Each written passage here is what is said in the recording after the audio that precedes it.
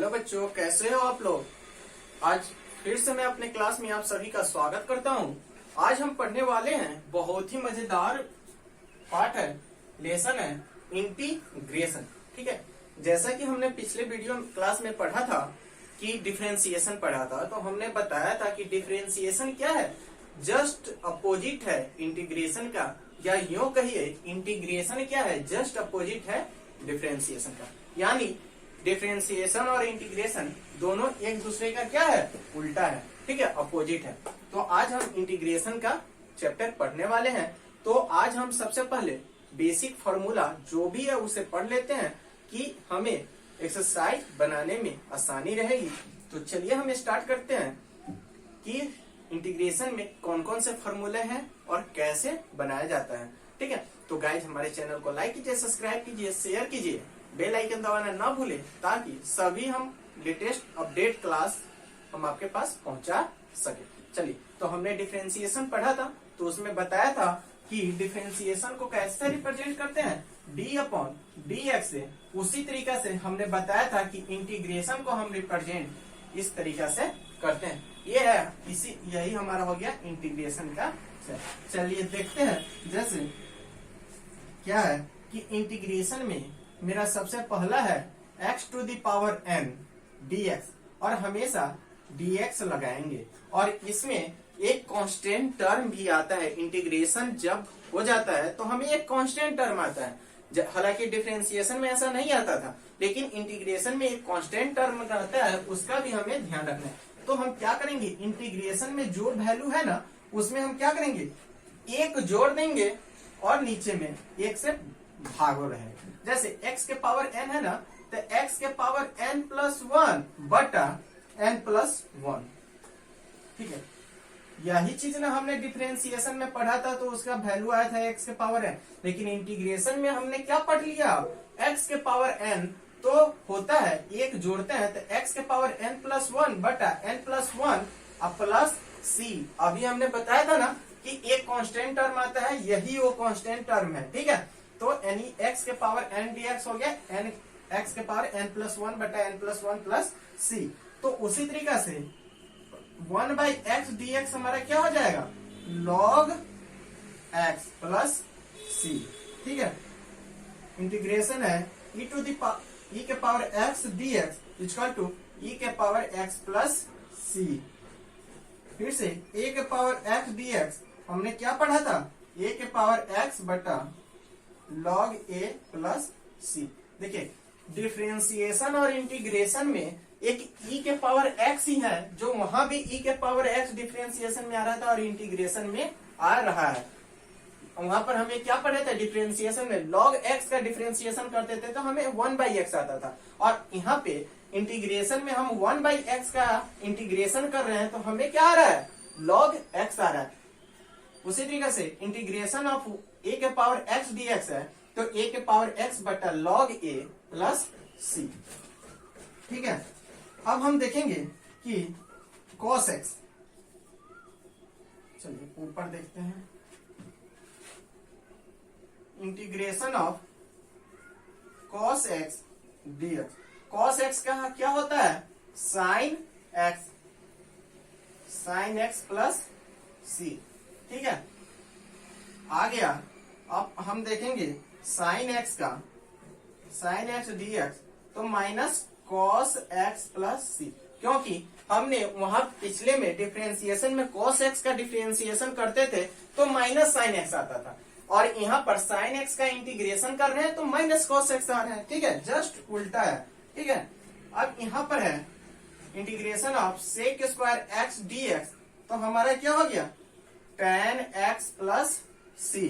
ठीक है, उसी तरीका से integration of cosec square x dx, तो हमारा क्या हो जाएगा, minus cot x plus c। अब हम यहाँ पर sec x into tan x का डिफरेंशिएशन करेंगे तो हमें क्या आता है, sec x प्लस c।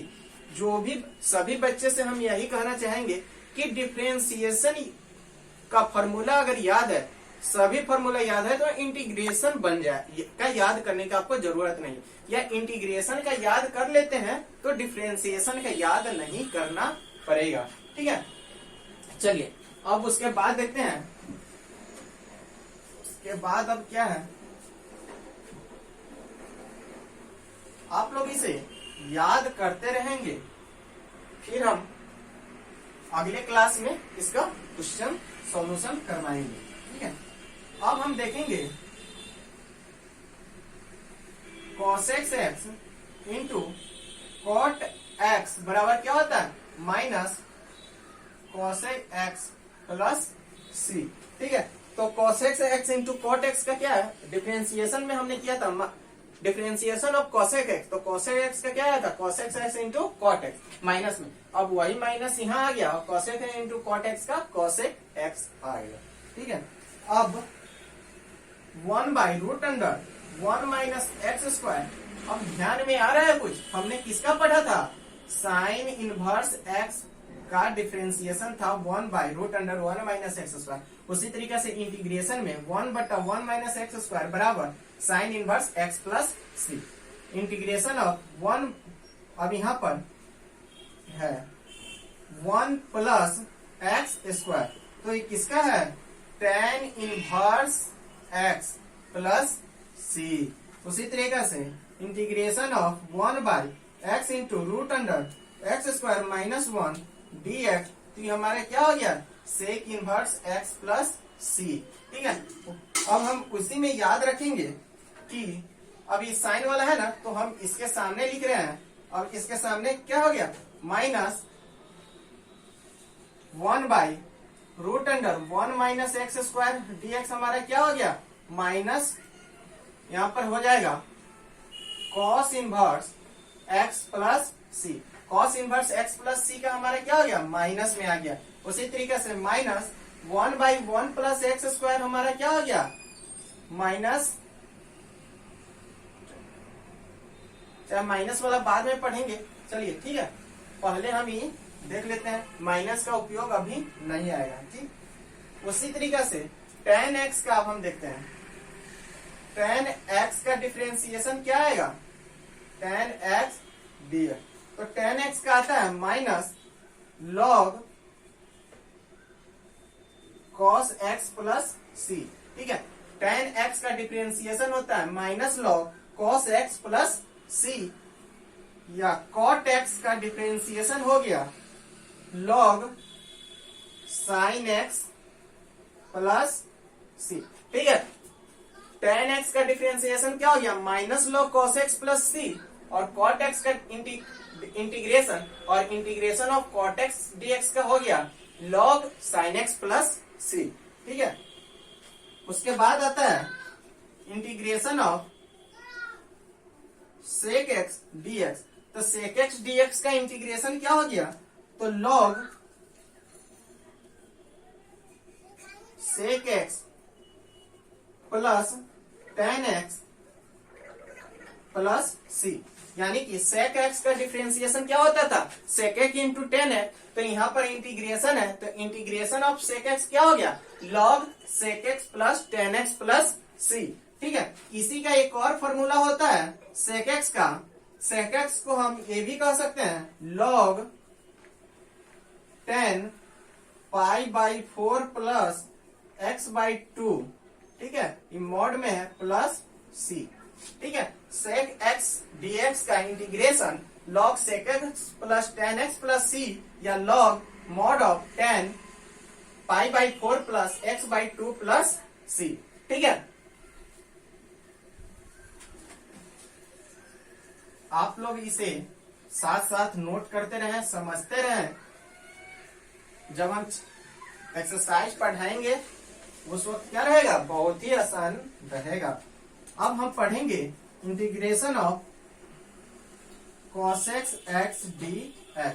तो हमने cosec डिफरेंशिएशन में क्या था, cosec x into cot x का था माइनस cosec x, तो उसी तरीके से अब cosec x का इंटीग्रेशन क्या हो जाएगा, तो cosec x का इंटीग्रेशन हो जाएगा log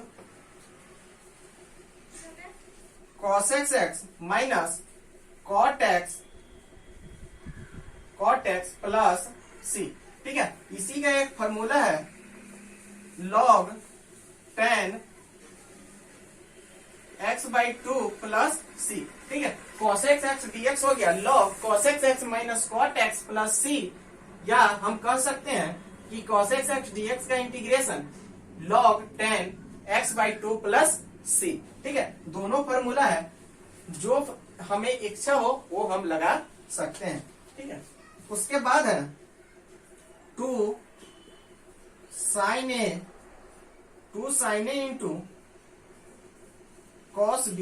तो क्या होता है हमारा sin a plus b plus sin a minus b, या इसी को हम लिख सकते हैं sin a into cos b, sin a into cos b. तो हम इसी को क्या लिखेंगे sin a plus b by 2 plus sin a minus b by 2। यही 2 को हम क्या कर दिए, इधर डिवाइड में कर दिए, और इधर से अगर हम दोनों 2 को हटाते हैं तो हमारे इधर मल्टीप्लाई में आ जाता है। ठीक है, तो उसी तरीके से अभी और सारा है, उसे सॉल्व करते हैं।